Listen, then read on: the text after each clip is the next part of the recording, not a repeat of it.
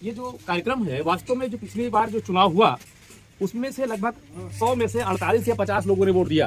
अगर 50 लोग वोट दे रहे हैं, 50 नहीं दे रहे हैं, इसका मतलब आधे से अधिक लोग वोट नहीं दे रहे हैं।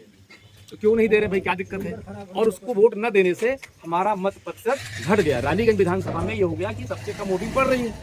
इसीलिए यहाँ पर जो तहसील प्रशासन है, जिला निर्वाचन अधिकारी है, निर्वाचन अधिकारी रानीगंज है, इन सबका पूरा प्रयास है कि अधिक से अधिक संख्या में आप मतदान करिए। आपको कहीं कोई समस्या है तो आप प्रशासन को अवगत कराइए, मतलब एक भी वोट छूटने न पाए। जो भी वोट हैं वो सब बूथ तक अवश्य देने जाएं। एक भी वोटर छूटा, घर में संदेश दो, वोट दो, वोट दो। घर घर में संदेश दो, वोट दो, वोट दो। पहले मतदान, पहले मतदान।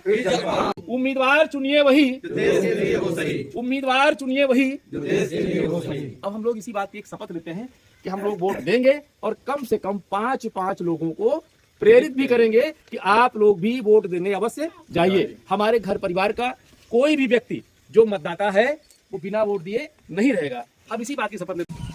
हम भारत के नागरिक लोकतंत्र में अपनी पूर्ण आस्था रखते हुए यह शपथ लेते हैं कि हम अपने देश की लोकतांत्रिक परंपराओं की मर्यादा को बनाए रखेंगे तथा स्वतंत्र, निष्पक्ष एवं शांतिपूर्ण निर्वाचन की गरिमा को अक्षुण्ण रखते हुए निर्भीक होकर धर्म, मूलवंश, जाति, समुदाय अथवा अन्य किसी भी प्रलोभन से प्रभावित हुए बिना सभी निर्वाचनों में अपने मताधिकार का प्रयोग करेंगे। जय हिंद, जय भारत। ऐसे मतदाताओं के लिए निर्वाचन आयोग की स्वतंत्र व्यवस्था है। ये हमारे बीरो साहब से राजेश पटेल जी हैं, आपको बताएंगे मास्टर साहब कि उसके लिए अलग से टीम आती है।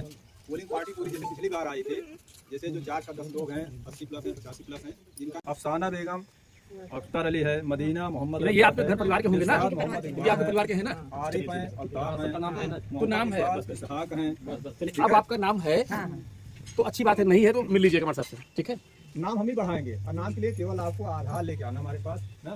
और सब जानते हैं इसमें कि हमारा घर यही है, यही विद्यालय में पढ़ा रहे हैं। आ जाओ यार, आप भी आ जाओ। आप किसी भी समय चाहे विद्यालय में आ जाइएगा, चाहे यहीं अगर हम टहलते रहेंगे तो मोबाइल तुरंत हो जाता है। आपके पास आधार होना चाहिए, फोटो कोई जरूरत नहीं, फोटो का एकदम सशरीर हाजिर रहेंगे, हम फोटो खींच लेंगे ना, लेकिन आधार होना चाहिए, कोई पहचान पत्र होना चाहिए।